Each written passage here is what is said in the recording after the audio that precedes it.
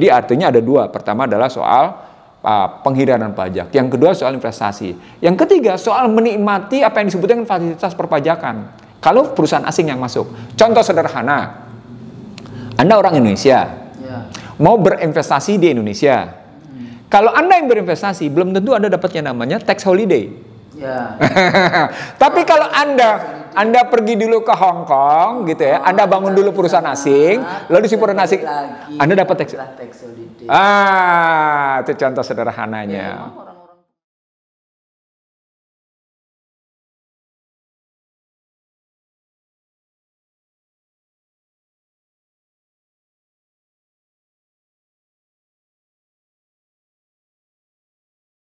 Bismillahirrahmanirrahim. Assalamualaikum warahmatullahi wabarakatuh. Waalaikumsalam warahmatullahi wabarakatuh. Alhamdulillah, kita bisa rekaman lagi nih Bang. Iya. Ternyata banyak sekali kendala-kendala. Iya, betul. Maksudnya bukan kendala sih, karena kita kan punya tugas-tugas wajib yang lain, sehingga kita agak telat juga melakukan rekaman lagi. Tapi alhamdulillah hari ini dengan Mas Aji kita rekaman lagi IC The Real Show bersama Dr. Ihsanuddin dan saya Husna Maria PhD. Apa kabar teman-teman para pemirsa IC The Real Show? Ikuti terus ya program kita karena banyak sekali ya ilmu-ilmu yang kita bagi, mudah-mudahan itu berguna untuk kita semua. Bang Nursi, kan waktu itu kita sudah bicara ya tentang pajak, tapi kita hubungkan terakhirnya memang belum dibahas dengan lebih detail. Pada akhirnya kita bicara juga gimana dengan perbandingan dengan zakat, sedekah dan sebagainya. Jadi pemirsa bisa melihat kembali video kita yang bicara tentang itu. Hari ini kita juga akan mencoba mendiskusikan kembali sebetulnya kalau kita bicara tentang pajak. Karena sedang ramai juga nih, katanya nanti semua iktp kita tuh dikasih itu di atasnya nomor pajak NPWP. Jadi semua yang punya iktp akan punya NPWP juga. Saya belum membaca dengan teliti apa sebetulnya rencana dari pemerintah hari ini. Nah, pada dasarnya kalau kita kembali lagi di dalam konteks bagaimana sebetulnya, jadi kalau kita bicara pajak ini kan bicara government revenue nih, bagaimana pemerintah mendapatkan uang untuk membiayai pemerintahannya. Kalau dulu terakhir kita bicarakan kalau bayar zakat itu harus kepada kelompok tertentu yang sudah tidak 8 kelompok mustahik, yang tidak bisa dipindahkan. Sementara membiayai negara itu kan kita juga biaya tentang pembangunan infrastruktur, tentang dan lain-lainnya yang itu sebetulnya kalau kita bicara tentang kebutuhan pemerintahan kan memang berbeda. Kalau ya walaupun konsep-konsep tandingan itu selalu ada, kontestasi konsep selalu ada. Nah, akhir-akhir ini kita juga bicara sebetulnya kan dulu sudah ada tuh katanya akan ada tax amnesty, tapi pada akhirnya juga menurut saya gagal kayak gitu ya. Terus kemudian akhir-akhir ini kita bicara juga tentang Pandora Papers ya.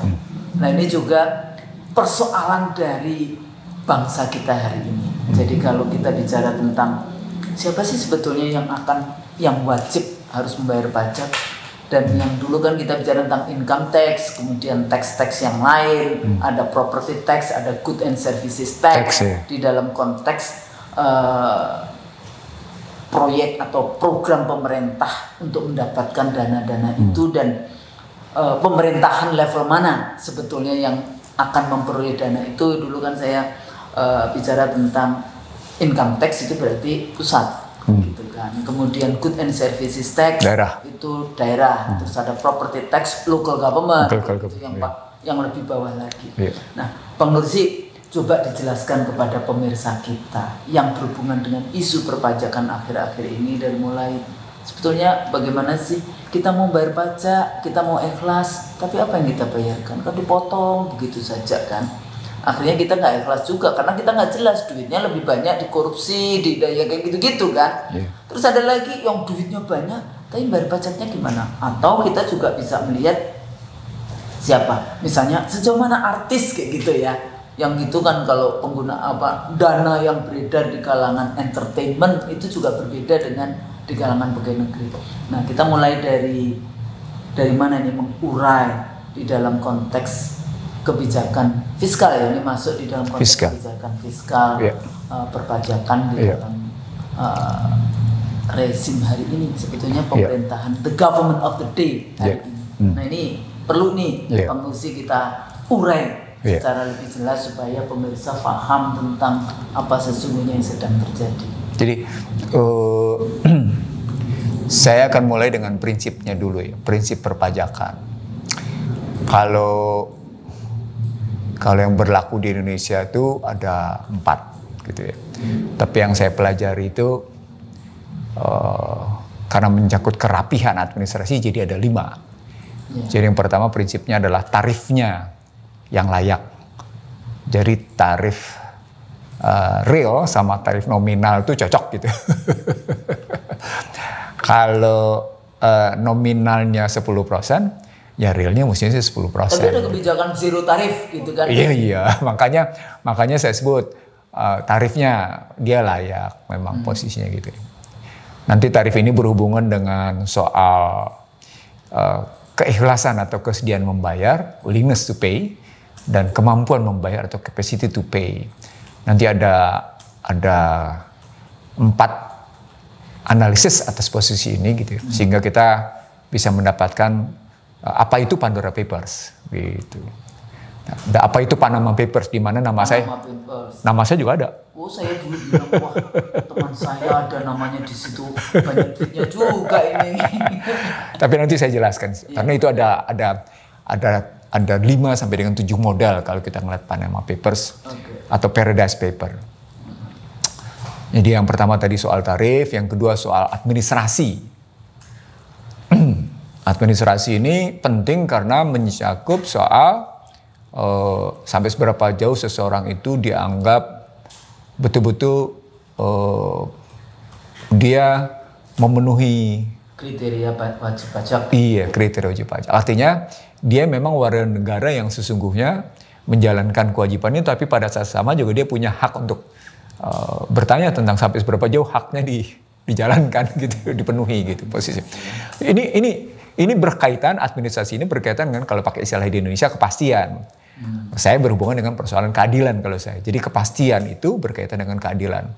Maka suka tidak suka, relasi antara administrasi dengan kepastian hukum dan keadilan itu sebagai butir yang penting di situ.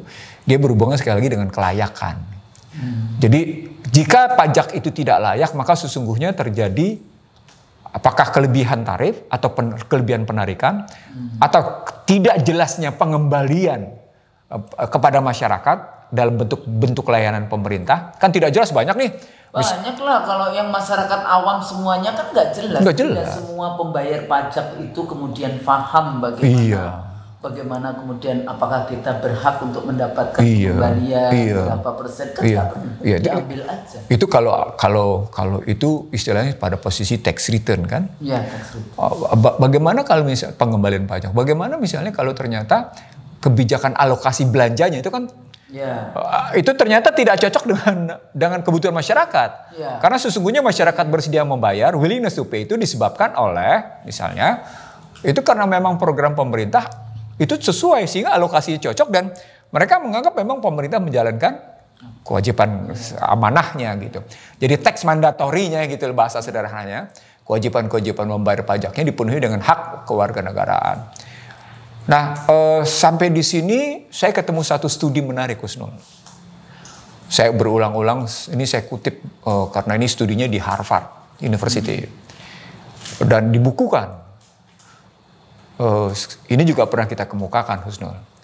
Judulnya jelas sekali, Why People Don't Trust the Government. Jadi, justru tapi dari sini saya bikin tesis banyak sekali. Jadi ternyata yang siapa yang nulis itu?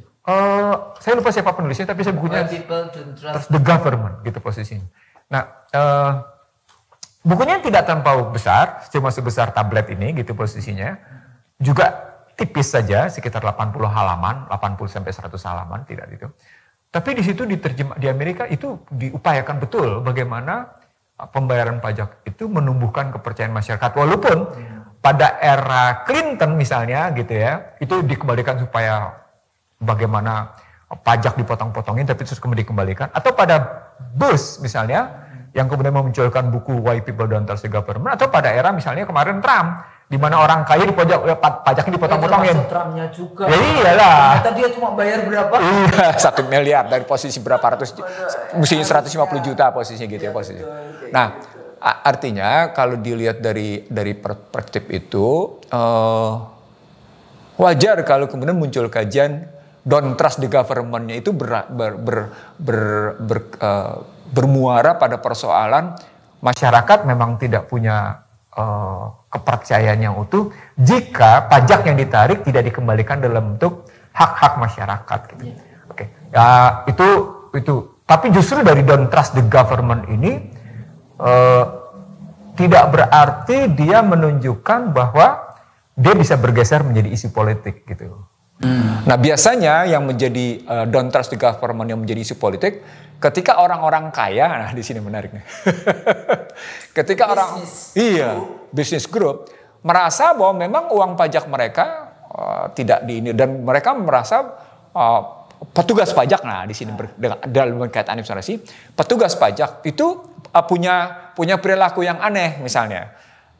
Saya pernah dulu ketika jadi sekitar tahun 99 gitu ya, ketika saya jadi masih anggota dewan, saya menggagas kalau memang Bapak PAM mau dipisahkan gitu menjadi lembaga tersendiri, masuk dalam konstruksi instrumen, masuk dalam lembaga pengawasan keuangan, seperti di Amerika menjadi posisi tersendiri kan, maka sesungguhnya Dirjen Pajak gitu ya, Dirjen Pajak, Dirjen Bea Cukai, Pajak Bea Cukai mesti dipisahkan dari Dirjen Anggaran. Gitu contohnya. Supaya dia tidak di satu tangan.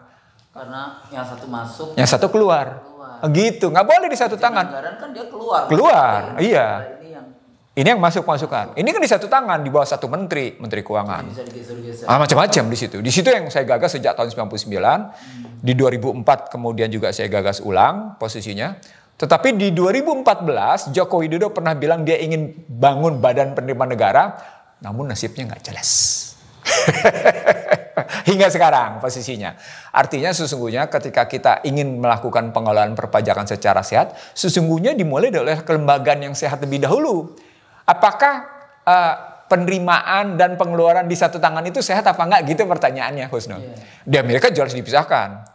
Office Budget Management itu gitu ya, pada pemerintahan itu dipisahkan dengan yang namanya Internal Revenue Services gitu. Misalnya kemarin ketika Janet Yellen terkena shutdown posisi sebentar, itu kan disebabkan uang yang dia terima dari perpajakan tidak cukup gitu. Makanya kemudian dia diberhentikan lagi untuk naik utang posisinya gitu posisinya. Nah, itu berkaitan dengan petugas pajak yang kayak gitu dan berhubungan dengan yang namanya pembayar pajak, taxpayer. Jadi bukan tax obligator. Beda tuh, Husnul. Iya, betul. Antara taxpayer sama di Indonesia menggunakan istilah tax obligator. Iya, tax obligation gitu ya. Pembayar pajak itu berdaulat sebetulnya. Nah, itu teori politiknya. Sehingga no taxation without representation. Betul. Jadi sesungguhnya di balik kata-kata fiskal ini, di balik kata-kata perpajakan ini, ada muatan politik yang demikian kentalnya. Dan di situ sesungguhnya tertakar sampai seberapa jauh memang akhirnya pemerintah bisa dipercaya apa enggak.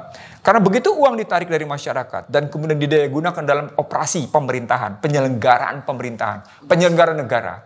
Maka pertanyaan untuk siapa yang paling utama gitu. Nah, ketika keseimbangan primer negatif gitu posisinya, itu kan menunjukkan ada yang masalah. Keseimbangan negatif itu artinya pendapatan pajak saja tidak cukup untuk membayar utang gitu loh. Sehingga harus menciptakan utang lagi. Itu masalahnya itu macam-macam Husnul di situ. Ada kesalahan kebijakan, ada kesalahan orientasi, ada kesalahan pengelolaan gitu loh. Jadi bukan cuma sekedar kekurangan uang. Dia bisa bermuatan kesalahan orientasi pemerintahan. Dia bisa menunjukkan kesalahan pengelolaan. Dia bisa menunjukkan kesalahan dalam posisi namanya kebutuhan struktur anggaran posisinya. Jadi ada disalokasi dan misalokasi sesungguhnya. Sehingga akhirnya Anda mengalami keseimbangan primer yang negatif seperti yang terjadi di era sekarang ini gitu posisinya. Nah itu ekonomi politik fiskalnya itu kayak gitu Husnul. Itu makanya dalam ekonomi makro sesungguhnya kalau kita ambil pada pendekatan fiskal, tujuan utama dari perpajakan adalah untuk menyejahterakan rakyat. Jadi bukan untuk membebani, Husnul. Menarik ya? Rakyat nggak boleh dikejar-kejar. Iya.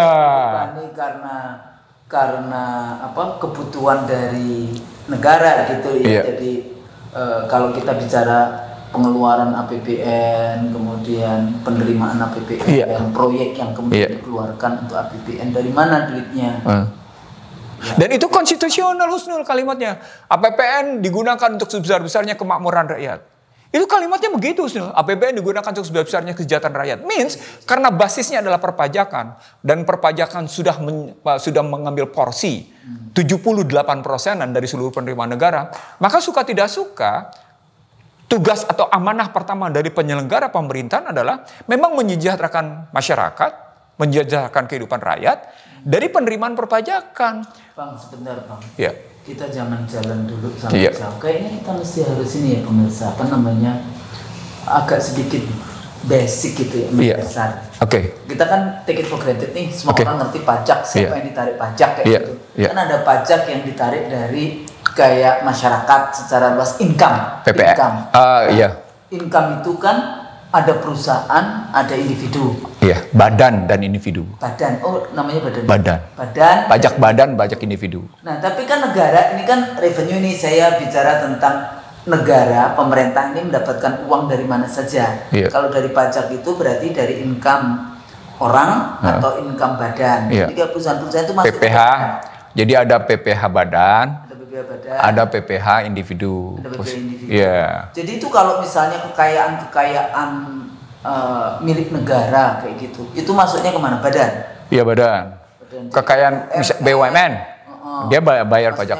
Iya, badan, pajak badan. PT masuknya pajak badan. Jadi itu pemirsa supaya ini paham. Oke. Kita katakan konsepnya udah dianggap mengerti semua, padahal mungkin juga belum karena pemirsa kita ini kan umum juga. Lalu juga ada PPN. Ada PPN. Nah, nanti pecah-pecahannya banyak tuh. PPNBM, PPN macam-macam gitu posisinya. Tapi tetap aja itu PPN. Itu yang orang kecil juga, yang PTKP-nya tidak memenuhi, dia sesungguhnya bayar pajak dari PPN. Dari PPN. Terus ada lagi, kayak misalnya. Pajak penjualan itu. Saya punya juga kayak saudara kayak gitu. Ya, punya ini loh perusahaan bukan perusahaan apa ya. Jadi kayak penjahit baju kayak konveksi kayak gitu, tapi ya lumayan kayak gitu. Itu juga bayar, itu namanya PPN juga. Iya dong, penjualan kan dia. Oh, penjualan ya, PPN, ada PPN. Iya, penjualan. Walaupun dia juga komentar katanya itu kalau kan dia nggak mungkin itu ya, kalau dia ke perusahaan-perusahaan kayak gitu itu kan nggak bisa langsung duitnya datang. Nah itu minta. Nunda aja nggak bisa. Jadi dia harus mengeluarkan uang ke pajak dulu sebelum dia mendapatkan pembayaran. Enggak boleh. Kalau PPN itu tergantung pada pembayaran penjualan. Itu enggak. Ini serius.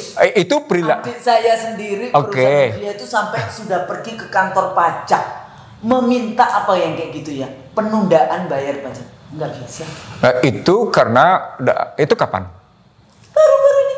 Iya, kalau baru-baru ini karena memang ada krisis fiskal. Jadi semua wajib pajak itu disurati, itu diburu karena memang pada krisis fiskal. Bahasa sederhana ada krisis penerimaan.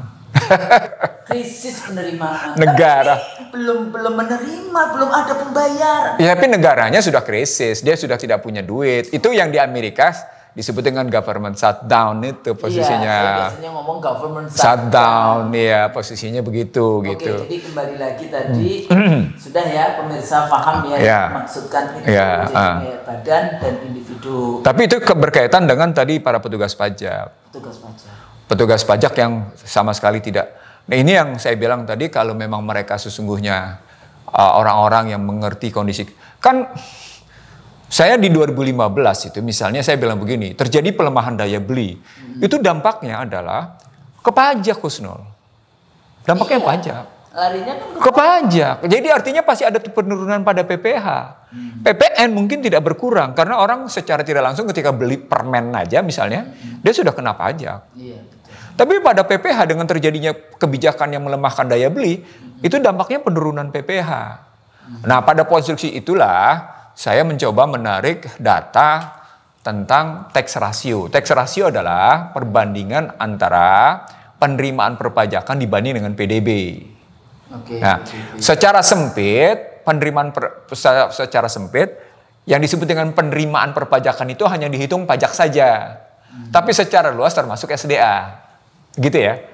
Jadi kalau resources. Tapi kalau sempit cuma dihitung perpajakan sama cukai aja, yang dianggap sebagai sempit tax ratio. Nah, ini datanya saya sebutin aja Husnul ya, supaya kita lihat apakah memang kinerja pemerintah di perpajakan itu bagus apa enggak gitu ya. Saya ambil dari 2010 biar fair Husnul ya. Dari 2010. 2010 itu tax ratio 12,9. 2011 itu 13,8. 2012 14, 2013 13,6 posisinya. Begitu masuk 2014 ambruk deh 13,1. Masuk 2015 itu yang saya bilang pelemah daya beli, ya kena deh 11,6. Nah, ketika tadi Anda bilang tax amnesty itu gagal, indikatornya nampak di sini. Tax ratio 2016 10,8. Turun itu blus dari 11,6 turun ke 10,8. Artinya turun 0,8%. Nah, indikator tax amnesty itu nampak juga pada 2017.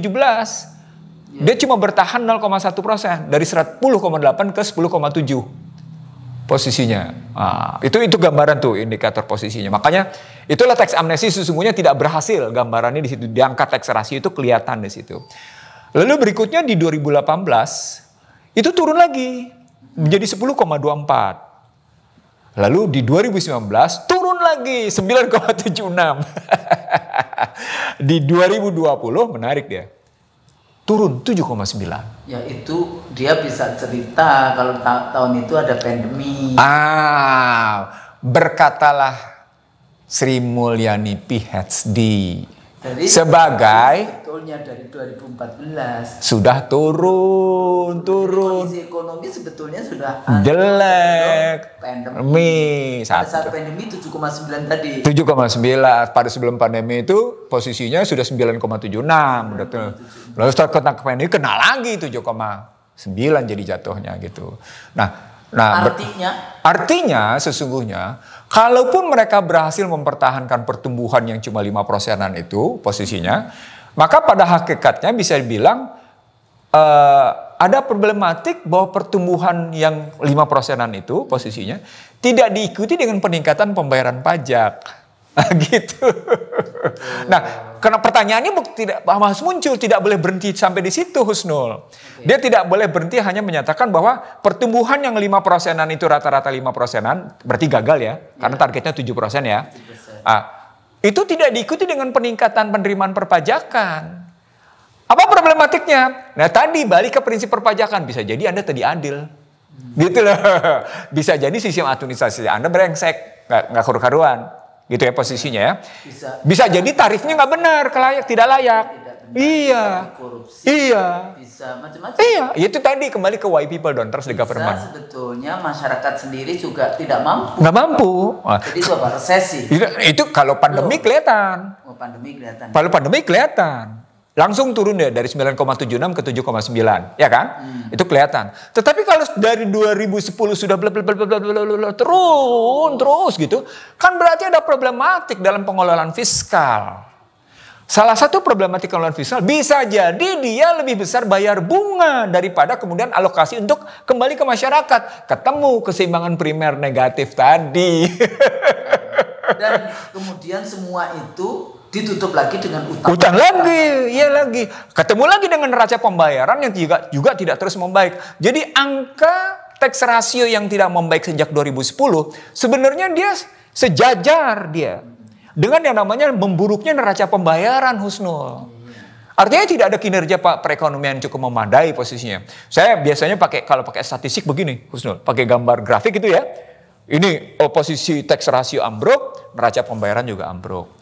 Nah, dalam bahasa yang sederhana, ekonomi politik pada tax ratio ini adalah gambaran, bukan cuma sekedar pertumbuhan itu tidak dinikmati oleh masyarakat, tapi pertumbuhan itu diikuti juga oleh namanya 3, Husnul. Apa itu? Yang pertama, memang masyarakat efek menetesnya tidak dapat. Ya. Kan ingat kan, Anda sendiri yang ngomong, Ya. tesisnya aja udah salah, pakai efek menetes. Trickle down efek menetes, banjir. Banjir. Jadi efek menetesnya nggak jalan, gagal satu. Yang kedua, memang tidak terjadi penguatan daya beli karena efek menetesnya gagal, tidak terjadi penguatan beli. Yang ketiga, posisinya alokasinya salah, alokasinya nggak bener dan banyak dikorup gitu, Husnul. Jadi alokasi salah ini juga mengkontribusikan Iya. akhirnya pada isu itu. Dan beban pajak kemudian diturunkan, dinaikkan atau gimana? Nah, kalau sampai di sini muncul istilah yang mereka mainkan terakhir ini. Apa itu? Yang disebut dengan harmonisasi peraturan perpajakan sebagai upaya untuk mengubah ketentuan umum perpajakan. Nah, salah satunya adalah gitu ya. Kalau kita lihat di sini ada perubahan pada posisi rentang penghasilan yang tadinya sampai dengan 50 juta, sekarang rentang penghasilan sampai dengan 60 juta. Tapi tarifnya sama 5%. Dari kalau asal muasalnya dari 50 sampai dengan 250 juta, sekarang naik 60 sampai dengan 250 juta. Tarifnya naiknya dahsyat di sini. Walaupun sama 15%. Dari 251 juta sampai dengan 500 juta, tarifnya 25%. Nah, begitu jadi orang kaya, dari 500 juta sampai 5 miliar, 30%. Di atas 5 miliar, 35%. Nah, di sini kalau triliun nggak mampu ya di yang di atas 5 miliar. Nanti ketemu dia dengan Pandora. Oh, Pandora. Ketemu dia dengan Pandora. Karena dia mungkin naik kan 35% posisinya. Nah, tetapi ini kan cuma yang disebut oleh Sri Mulyani sebagai mencerminkan rasa keadilan. Bahwa dinaikin PTKP-nya posisinya, tapi kemudian tarifnya sesungguhnya tidak banyak berubah. Yang berubah adalah bagi tarif orang kaya. Tapi nanti dulu kita lihat dulu, apa betul begitu? Nah, di sini kelihatan. Kalau pada PPH, ketentuan umum perpajakan, pada undang-undang pajak penghasilan itu, dengan harmonisasi perpajakan memang kelihatannya nggak berubah. Tapi ketika kita lihat misalnya pada konstruksi pendapatan yang jauh lebih sedikit, dia naik, Husnul. Naiknya dari 5% kali 50 juta menjadi 5% kali 54 juta. Karena PTKP-nya naik 54 juta, jadi 2,7 juta tuh bayarnya. Begitu juga kalau yang sekarang di posisi pendapatan pajak penghasilan per bulan, misalnya Anda punya penghasilan sebulan berapa? Let's say 10 juta gitu ya posisinya. Kalau pakai undang-undang yang lama, pajak penghasilan yang lama, Anda cuma bayar 5% kali 50 juta, 2,5 juta. Gitu ya posisinya. Tapi kalau pakai undang-undang harmonisasi perpajakan, bayarnya jadi 3 juta. Bayarnya jadi 3 juta. Itu apa? Kalau di kampus itu kita semua flat 15%. Apa itu artinya?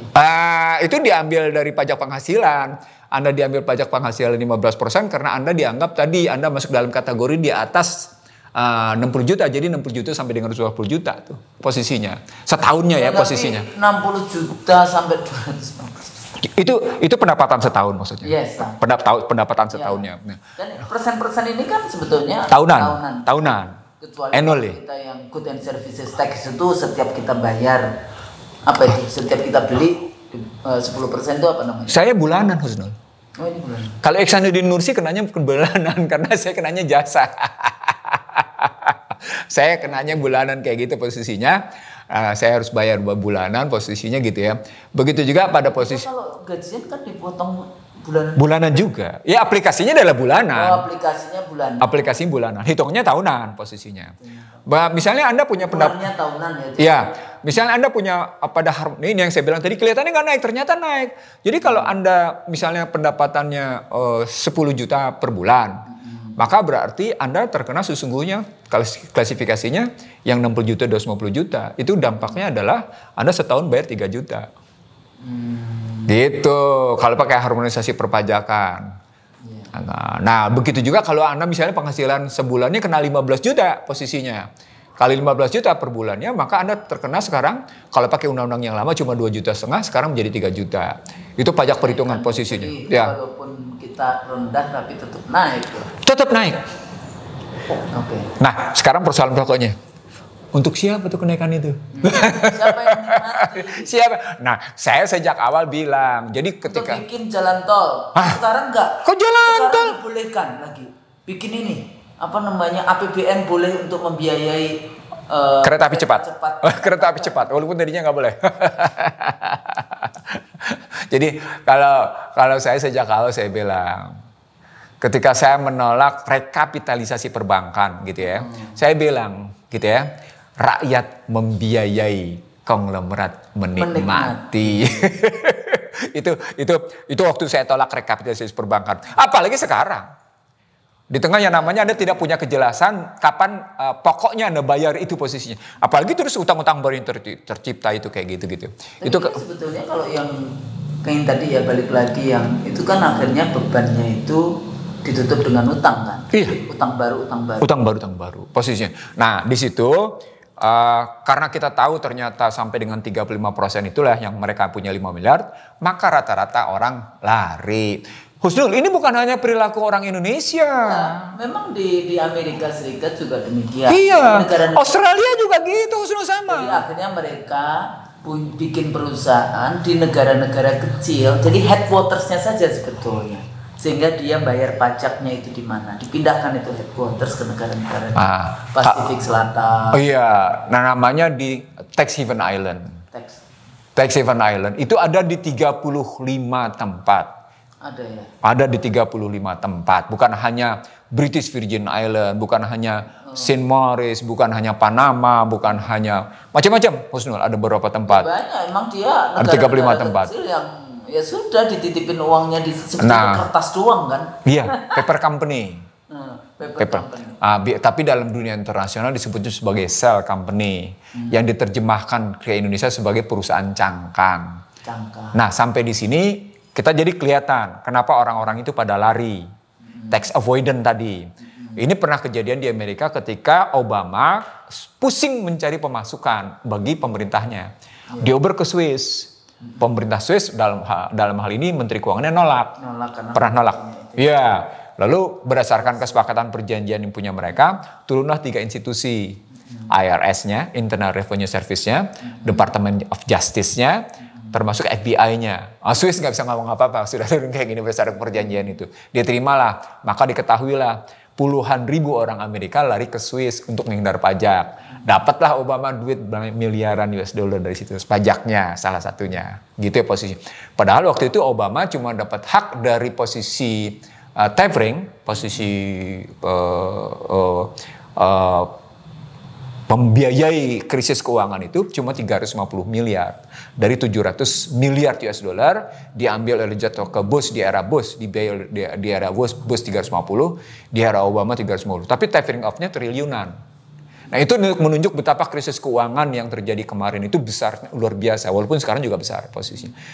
Beyond that, di balik itu semuanya adalah gambaran betapa ketika krisis terjadi, bagaimanapun pemerintahan kembali ke negara, ke rakyatnya untuk minta duit.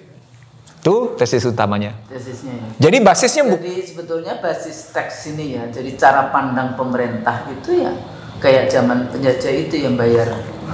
Kita harus di teks semua. Nah, itulah yang disebut dengan people bailout. People bailout. Rakyat yang membiayai, rakyat yang menalangi.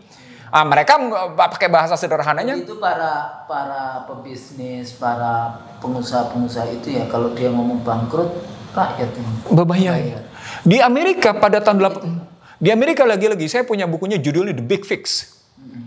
Itu sampai menolak betul ya namanya posisi insurance deposit company. Jadi karena dianggap ini sebelum ada itu posisi mereka menganggap cuma rakyat membayar pajak itu hanya dalam rangka menalangi orang-orang kaya. Itu yang terjadi pada posisi Obama juga. Makanya dianggap tapering off-nya, talangannya, dana talangannya, bailout-nya, itu dianggap tidak menyelesaikan masalah. Karena tetap membiayai orang kaya. Membailout-nya. Begitu juga sekarang ini. Makanya Biden mengubah sampai akhirnya rakyat-rakyat itu menerima besar-besaran. Sampai mereka menerima cek, iya langsung cek posisinya. Untuk menunjuk bahwa pembiayaan yang keluar dari negara itu tidak jatuh ke orang kaya. Nah, kemudian mungkin kita juga tidak tahu berapa persen. Enggak tahu, enggak ngerti posisinya. Tapi artinya ada perubahan orientasi kebijakan. Hitungannya untuk terlihat seperti adil ya mereka ini, tapi berbisnis di balik itu kan juga mungkin masih. Nah, muncullah kasus bagaimana orang-orang kaya itu siapa sesungguhnya melakukan penghindaran pajak. Itulah kasus Panama Papers, Paradise Papers, Pandora Papers. Jadi memang isu besarnya adalah pada kasus papers tadi, apakah Panama Papers, apakah Paradise Papers, apakah Pandora Papers adalah tax avoidance. Mereka-mereka yang menghindar dari pajak. Memang gambarannya begitu. Tetapi itu cuma satu isu. Isu lain adalah isu tentang posisi kemudahan dalam posisi untuk investasi. Ya. Jadi dalam rangka bisnis kepentingan itu selalu butuh yang apa sih namanya? Yang kayak gitu-gitu kalau di Indonesia susah.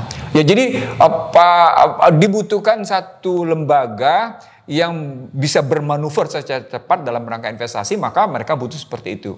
Contoh sederhananya, perusahaan Indonesia mana yang punya reputasi dan kredibilitas dalam rangka investasi ke negara lain? Akan gitu misalnya contohnya, perusahaan Indonesia mana yang punya reputasi dan kredibilitas untuk dibangun perusahaan lain? Contoh sederhana, bank plat merah kita aja dibangun untuk di Malaysia aja susah. Itu berkaitan dengan reputasi, bukan cuma sekedar besar. Itu berkaitan dengan kredibilitas, itu berkaitan dengan politik. Kenapa? Karena sesungguhnya perbankan itu adalah bagian dari public services di bidang keuangan. Sehingga mereka juga memang hati-hati di situ posisinya. Nah, investasi sama sesungguhnya. Bisa dilihat kayak gitu. Nah, jadi artinya ada dua. Pertama adalah soal penghindaran pajak. Yang kedua soal investasi. Yang ketiga soal menikmati apa yang disebut dengan fasilitas perpajakan. Kalau perusahaan asing yang masuk. Contoh sederhana. Anda orang Indonesia. Mau berinvestasi di Indonesia. Kalau Anda yang berinvestasi, belum tentu Anda dapat yang namanya tax holiday. Ya. Tapi kalau Anda pergi dulu ke Hong Kong gitu ya, Anda bangun dulu perusahaan asing, lalu si perusahaan asing, Anda dapat tax holiday. Itu contoh sederhananya. Ya, emang orang-orang pengambil pajak dan pemain yang harus bayar pajak pinter juga. Iya. Mensiasati seperti itu. Jadi ada persoalan penghindaran pajak, ada persoalan kepentingan investasi, ada persoalan menikmati posisi. Yang dia nggak mau loh, kan gue udah kerja nih, banyak ini dipotong segitu banyaknya kayak gitu kan. Saya informasikan, saya dengar langsung itu dari para konglomerat. Berapa pendapatan perusahaan di Cina? Contoh yang paling mutakhir adalah soal Alipay. Betapa Alipay yang sudah demikian berpengaruh itu akhirnya diambil oleh yang namanya pemerintah. Ada lagi itu yang bukunya orang Cina yang kaya itu, perempuan, hilang berapa tahun, terus dia suaminya lari ke Inggris, terus ditelepon tahu-tahu sudah 4 tahun nggak pernah muncul, dia telepon. Nah ini kadang-kadang tidak mempelajari gimana sih sistem itu. Di sana kan nggak bisa langsung negara. Ambil alih negara posisinya. Artinya dalam bahasa yang lain posisinya negara tidak boleh disaingi. Itu prinsip di Cina. Di Amerika negara boleh disaingi. Di Indonesia negara boleh disaingi oleh korporasi. Cina nggak boleh. Itu salah satu contohnya tadi posisinya. Itu juga ditanya juga kan ada yang mempertanyakan. How China lost patience with it, the sudden cancellation of Ant Group's IPO shocks investor at Beijing. Ini isu the Chinese business tycoon. Jadi ini ada berita, the Chinese business tycoon yang dia jadi gini, the Chinese business tycoon revealing the secret of Beijing elite. Ini program di 60 menit di Australia. Jadi dia menulis buku tentang hilangnya istrinya, jadi dikejar-kejar kan, dia lari ke Inggris sama anaknya masih kecil. Tapi dia akhirnya cerai sih sama istrinya. Tapi istrinya itu 4 tahun hilang. Siapa namanya? Sampai begitu ya posisi. Hilang kan. Terus dia tanya, apakah ini biasa? Oh iya biasa. Ya biasa di sana, kayak gitu ya. Dihilangkan itu biasa. Desmond Sam, namanya Chinese tycoon who used to be feted at the highest level of the Communist Party. The businessman could do no wrong until 4 years ago when he and his equally prominent ex-wife inexplicably tumbled out of favor. Now Desmond is a pariah of the state, so he has decided to fight back by revealing the many secrets of Chinese elite leaders. Wih, dia fight back ya? Dia nulis buku. Tapi sehari sebelum launching di London, di UK atau di mana itu, ditelepon sama istrinya 4 tahun, tidak pernah komunikasi. Tahu-tahu ditelepon dan dia bilang itu akan harganya mati. Waktu ditanya siapa yang mati, kamu, live gitu ya, live, your life, my life, or our son life. Terus dia jawab? Nggak jawab. Dia telepon dari. Apa artinya? Hebatnya intelijen Cina. Termasuk di Indonesia. Ini sudah saya pernah ingatkan ke dua menteri, saya bilang. Ini intelijen Cina di Indonesia luar biasa, saya bilang. Kalau intelijen Amerika itu bermain di kelompok menengah ke atas gitu ya. Kalau di intelijen Cina kelompok menengah itu seluruh lapisan dia masuk. Udahlah. Apa poinnya adalah? Iya poinnya. Tadi karena dia pakai contoh Cina. Iya. Jadi saya ingat saya mendengarkan cerita 60 Minutes program 60 Minutes-nya Australia. Coba cek aja di program 60 Minutes Chinese Business Tycoon revealing the secret of Beijing elite. Itu loh fiskal latar belakangnya Husnul. Fiskal. Jadi demikian kentalnya kebijakan fiskal itu dan begitu otoritas tertinggi pada pemerintah adalah karena setiap penerikan pajak, setiap pemungutan pajak itu kan atas perintah undang-undang. Undang-undang basisnya konstitusi. Artinya begitu hebatnya kekuasaan pemerintah, otoritas pemerintah dalam rangka penerikan pajak. Karena dia merupakan organik dari konstitusi yang dituangkan ke dalam undang-undang. Artinya sesungguhnya bukan hanya pada revenue-nya, bukan hanya pada penarikannya. Tapi mesti juga harus dikembalikannya itu teorinya begitu sesungguhnya. Nah, begitu kita bicara sampai dengan teori kembalinya, begitulah kena tadi. Rakyat membiayai, konglomerat menikmati posisinya. Apalagi ketika Anda masuk ke dalam tadi Pandora Papers. Posisi di tengah kayak gini ada 2 nama. Kalau saya ketika saya nggak usah nuding orang lain, misalnya saya gitu ya. Kalau pada saya waktu itu memang motifnya Panama Papers misalnya, memang dalam rangka tujuan investasi, tidak dalam rangka menghindari pajak. Sehingga ketika diuber asetnya, perusahaan yang dia ada nama saya itu 0 aset yang nggak ada. Karena si asing itu tidak kepingin berkontribusi, bekerja sama dengan yang namanya pihak perusahaan dalam negeri yang reputasinya nggak beres. Mendingan lo bangun aja di luar gitu posisinya. Nanti gua kerjasamanya sama lo gitu posisinya. Itu wilayahnya. Pada saatnya sama saya kemudian bergaul dengan lingkungan itu gitu. Bergaul lah kita posisinya. Itu maksudnya. Dan di situ saya tahu siapa-siapa yang ya dapatlah informasi macam-macam. Daftarnya ada kan? Nah ya kita punya posisinya. Ada yang betulan memang betul-betul for the sake of business. Bisnis ya. Gitu, bisnis halal. Gitu.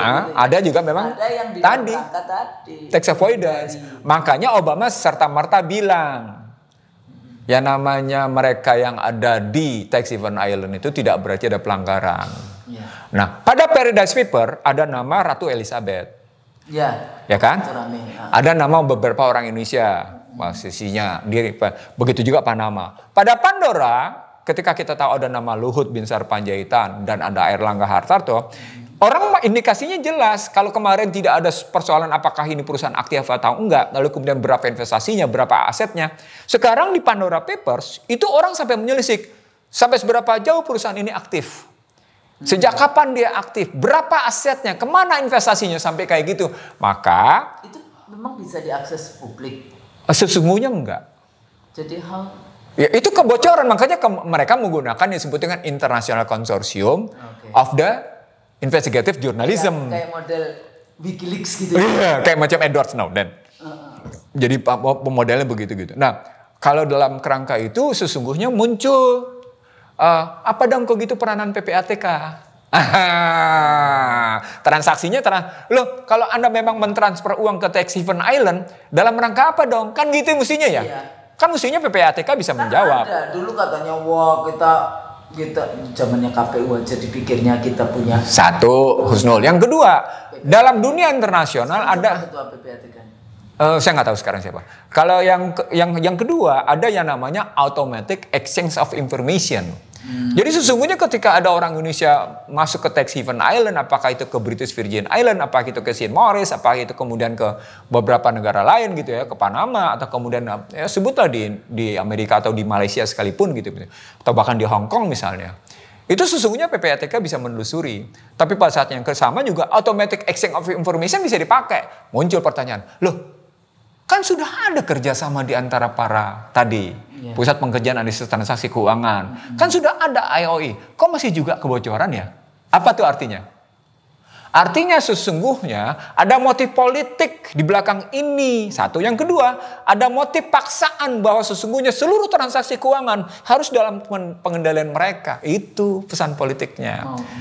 Karena dia udah nggak punya duit itu tadi juga kan? Nggak juga. Jadi motifnya adalah selain tadi mereka bermaksud mengatur keuangan sedetail-detailnya, sampai akhirnya hanya uang yang sedikit saja yang tidak mereka bisa atur, tapi dalam volume besar mereka yang atur di satu sisi. Di sisi lain mereka juga ingin mengatakan, ini loh ada problematik tersendiri dalam persoalan keuangan. Makanya dimunculkanlah nama Raja Abdullah dari Jordan. Kan motif politik. Bukan sekedar, kenapa dalam cerita Paradise Paper itu cuma sebentar beritanya? Karena ada Ratu Elizabeth. Namanya itu hegemoni. Jadi ngeliatnya sampai kayak gitu, Husnul. Nah, sekarang Abdullah ini dia karena dia lawan politik. Iya, jadi hegemoni kapitalisme. Artinya kalau kita mau balik dalam kerangka itu gitu ya. Tadi tesisnya menjadi sebagai dialog penutup kita, Husnul.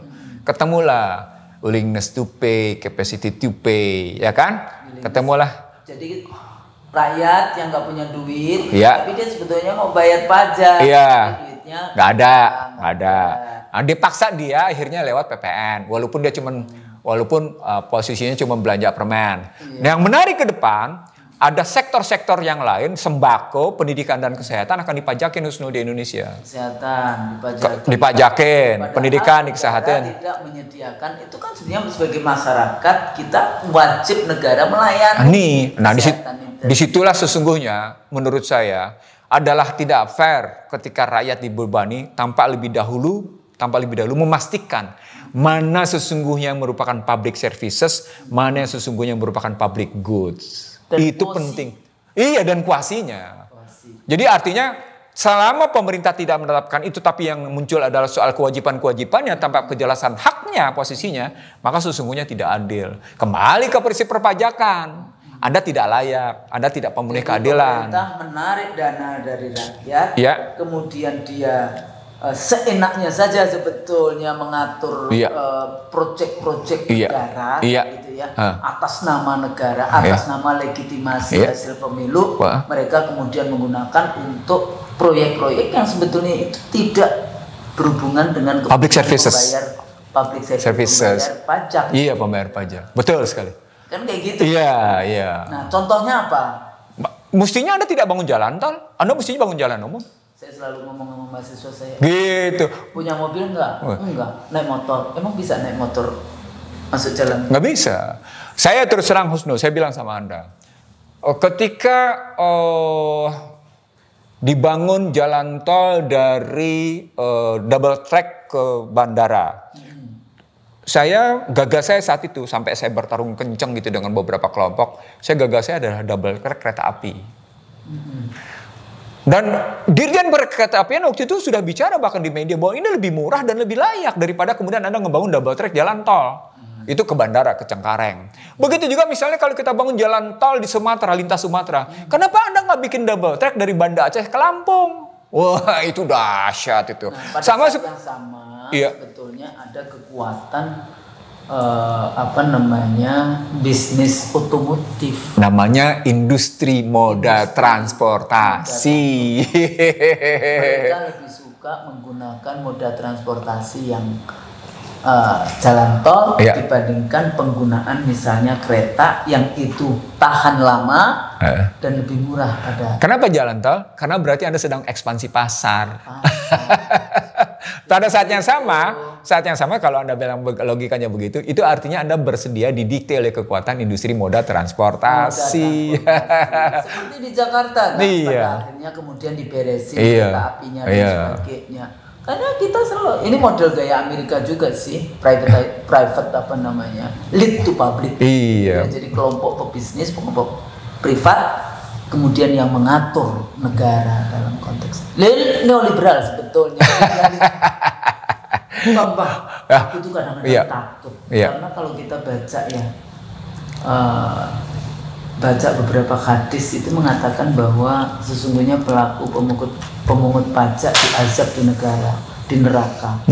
Ini dari hadis riwayat Ahmad nomor 4 109 Abu Daud dan kitab Imarah nomor 7. Terus juga Abu Daud 2. Tadi Ahmad ya sama Abu Daud ya. Ahmad ya. Ahmad, terus ini dari Abu Daud Daud. Ini Abu Daud lagi. La yadkhulul jannata sohibul maksim. Tidak akan masuk surga orang yang mengambil pajak.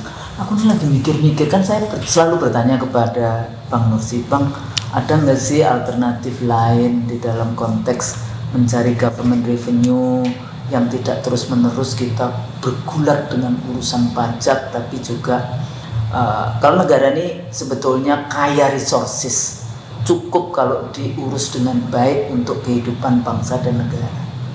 Ya. Nah, sementara kebutuhan-kebutuhan yang kita bahas waktu itu kan kita bayar zakat, sedekah, wakaf. Ini kan menteri kita juga ngomongin kan, katanya akan mengikut wakaf juga. Sistemnya mau diambil, tapi kemudian ya kewajiban-kewajiban kita mau dipaksain, tapi tidak dikembalikan lagi. Nah, kadang-kadang saya tuh mikir bagaimana sebetulnya kalau kita hubungkan antara pemikiran kebijakan fiskal ala barat kayak gitu ya, dengan yang sebetulnya kita sedang pikirkan bagaimana caranya kita berbangsa dan bernegara yang tidak kemudian akhirnya kan ketidakadilan, rakyat membayar, konglomerat menikmati. Nah, ini kan sebetulnya sistem ini sudah jelas terlihat, terbukti ketidakadilan. Itu gimana? Yang pertama soal struktur hak miliknya dulu. Jadi dalam Islam tidak boleh ada satu segelintir kelompok menguasai sumber daya itu sampai demikian besarnya. Nggak boleh. Jadi kepemilikan individu. Jadi struktur di Islam itu dikenal 4 struktur. Struktur milik negara, struktur milik yang namanya umum, struktur milik tunggu dulu. Ada kelompok masyarakat namanya. Masyarakat ya? Ya, masyarakat di sini termasuk perusahaan posisinya. Lalu berikutnya individu. Ini malnya dulu diberesin. Jadi yang disebut dengan harta kekayaan, struktur harta kekayaan diberesin dulu di situ. Nah, ini kita berantakan. Yang kedua, tidak boleh ada riba. Bang, yang umum sama yang masyarakat tadi itu apa? Beda.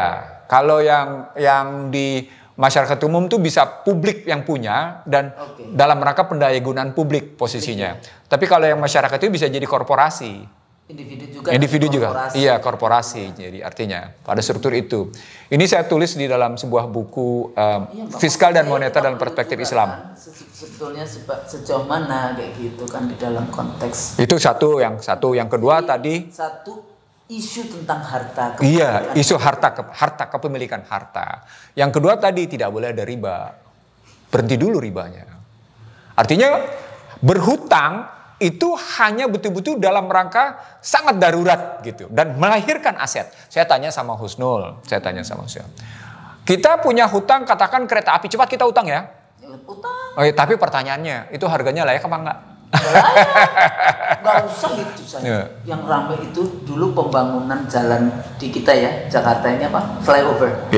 Ternyata di dunia itu yang paling murah itu cuma sekitar berapa? 80 miliar. Iya.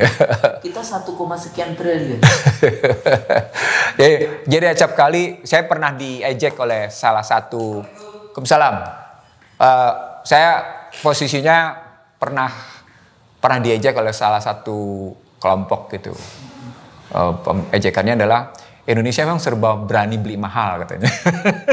Kalau mahal memang kualitinya bagus. Enggak. Ini enggak, tidak dalam rangka itu. Jadi hanya karena mahalnya. Tapi poinnya adalah soal mahal karena nanti leverage-nya atau berapa potongan yang kemudian masuk ke kantong kan itu kan. Poinnya itu Pak. Makanya tadi tidak balik ke masyarakat dengan baik. Jadi tadi soal harta milik, soal riba tadi, lalu yang paling penting tadi memisahkan mana yang public goods, mana yang commercial goods, mana yang public services, mana yang kemudian commercial services dan mana yang kuasi. Ini nggak ada. Kalau Islam harus dipisahkan, itu tegas sekali. Yang ketiga kayak gitu tuh posisinya. Nah berikutnya tidak ada perpajakan, yang ada adalah amil. Tapi jangan salah, kalau orang Islam ke dalam konsep ya At-Taubah 60, kalau Anda tanya dalam perspektif Islam, sesungguhnya amil boleh sampai dengan 12,5% paling optimal. Jadi sesungguhnya boleh saja levelnya sampai dengan 12,5%, lebih melampaui dari pajak sistem itu. Tetapi ada tetapinya, dia harus optimalnya bagi kepentingan penyelenggaraan pemerintahan. Dan kalau terjadi yang namanya pencurian, potong tangan.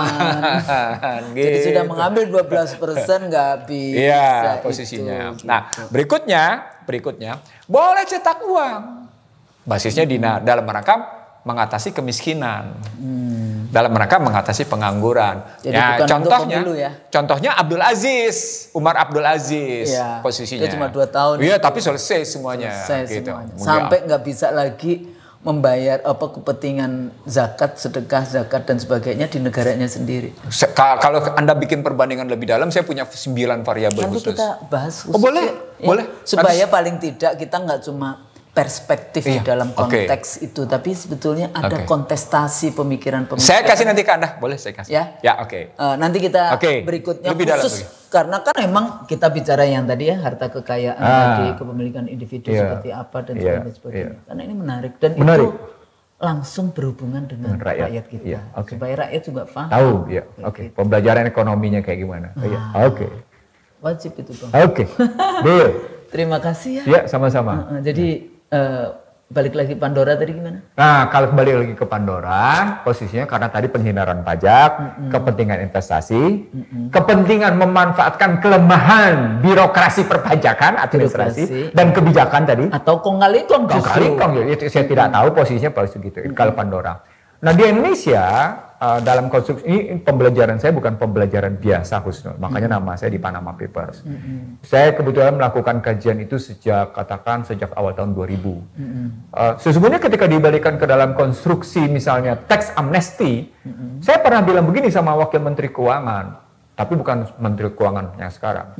Kenapa Anda nggak menetapkan lebih dahulu tentang kejahatan perpajakan itu? Kenapa Anda langsung memberikan amnesti dengan cara tarik-tarik tertentu gitu loh? Kejahatannya apa?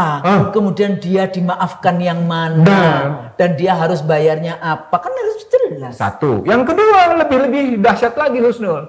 Bagaimana mungkin kejahatan perpajakan yang terus-menerus tetap berjalan Anda biarkan dan kemudian Anda membicara tentang tax amnesty? Itu kejadian gitu. Itu yang jadi artinya sesungguhnya ketika tax amnesty muncul dan pada saat yang sama Pandora muncul, dia cuma sekedar menggambarkan ini orang Indonesia sesungguhnya tidak menyelesaikan akar masalah perpajakan. Gitu. Jadi selalu fashion ya. Jadi nambal kalau orang itu kan kita cuma nambal-nambal. Anda berkosmetik aja. Kosmetik saja. Gitu. Itulah mesti tahu konstruksinya kayak gitu. Nah, saya bilang sesungguhnya kalau pemerintahan mau, saya bilang bukan pemerintah ya, kalau pemerintahan mau memang bicara soal itu, maka ini berhubungan dengan utang luar negeri, investasi asing, dan perdagangan bebas. Pada hakikatnya adalah 5I. Investasi. Jadi ada intimidasi. Ada invasi. Ada intervensi. Kan akhirnya inflasi. Iya, ada infiltrasi, lalu kemudian ada inflasi. Suka tidak suka ada di situ. Nah, sepanjang akhirnya beban pajak dinaikkan kalau inflasi. Kalau sebegitu. Ekonomi melambat terus. Saya terus terang ada satu peristiwa yang menurut saya dalam pengalaman saya pribadi gitu ya. Menyedihkan. Sudah jelas dia pelaku kejahatan perpajakan, tapi pada yang bersangkutan justru satu kekuatan politik mengemis untuk ketemu yang bersangkutan gitu. Ya itu karena kita selalu itu. Saya sedih ngelihatnya. Apa namanya? Mental apa? Mental janitor. Kan pernah kan dulu kita bicara mental apa kayak gitu. Jadi ada leaders, ada fighters, ada managers, ada operators, dan terakhir ada janitor. Dan itu mental yang itu tadi. Padahal tangan di bawah lebih buruk dibandingkan tangan yang memberi. Jangan begitu. Makanya tadi 5I Husnul. Jadi sadari dulu. Apa artinya? Beyond the fiscal policy. Itu sesungguhnya return to your dignity. Tuh orang lupa tuh. Jadi kebijakan fiskal itu ya. Di balik kebijakan fiskal itu sesungguhnya itu soal martabat Anda. Martabat. Itu yang orang tidak paham. Dan martabat bangsa. Martabat bangsa sesungguhnya. Karena dia berkaitan dengan investasi, dia berkaitan dengan yang namanya utang luar negeri, dia berkaitan dengan yang namanya perdagangan bebas. Jadi yang dulu punya 11.000 gimana itu? Apalagi sampai ke situ. Saya kira gitu Husnul. Makasih Bang Nursi, luar biasa dalam konteks itu pemirsa. Banyak pelajaran yang tadi sudah disampaikan oleh Bang Nursi dan tentu saja juga banyak pertanyaan ya. Tapi insya Allah nanti kita masih melanjutkan lagi dengan pemahaman yang ada, yang lain sebetulnya. Dalam perspektif Islam. Karena dianggapnya kayak gini-gini seperti cuma satu jalur aja. Padahal sebetulnya ada banyak pilihan. Banyak sekali. Dan terutama sebagai Muslim tentu saja kita ingin juga membongkar kayak gitu ya. Jadi bagaimana bukan membongkar, mempelajari. Anda percaya nggak bagaimana Taliban 20 tahun bertahan dan tetap menang? Bagaimana dia hidup? Oh, itu dahsyat. Jadi kalau ngomongin Taliban ada lagi. Sekarang yang dilihat cuma propaganda urusan perempuan 20 tahun. Iya, bertahan. Amerika dan sekutunya berada di sana. Berapa anak-anak yang dibunuh? Iya. Berapa anak-anak yang disodomi? Berapa ibu-ibu yang kehilangan suaminya? Iya. Berapa ibu-ibu yang dan anak-anak yang cacat karena bom dan sebagainya. Cuma bicara tentang sekarang isu tentang perempuan pakai jilbab atau tidak kayak gitu ya. Bukannya itu nggak penting, tapi kemudian kita salah di dalam membaca yang namanya apa yang terjadi. Makanya saya bilang tunggulah apa yang terjadi. Kita lihat, kita nanti pahami. Kalau saya nggak nunggu, saya sudah punya kajian sendiri soal itu. Karena saya sudah bicara di ceramah saya di mana-mana bicara tentang perang Amerika masih. Gitu. Maksudnya saya kadang-kadang kan kita menunggu supaya kadang-kadang kan dengan teknologi yang luar biasa sekarang ini kan dipikirnya cuma itu saja. Dia lupa itu juga bagian dari propaganda. Kan begitu. Jadi begitu ya teman-teman semuanya, pemirsa IC The Real Show, ikuti terus program-program kita. Mudah-mudahan apa yang kita sampaikan ini bermanfaat. Kalau salah tentu saja kita mohon maaf. Ya. Dan yang baik-baik itu pasti dari Allah. Amin. Dan yang salah-salah itu ya dari kita. Jadi kita selalu mohon maaf. Akhirah. Kalau kita salah, kita mohon maaf. Sampai di sini. Billahi taufiq wal hidayah. Wassalamualaikum warahmatullahi wabarakatuh. Waalaikumsalam.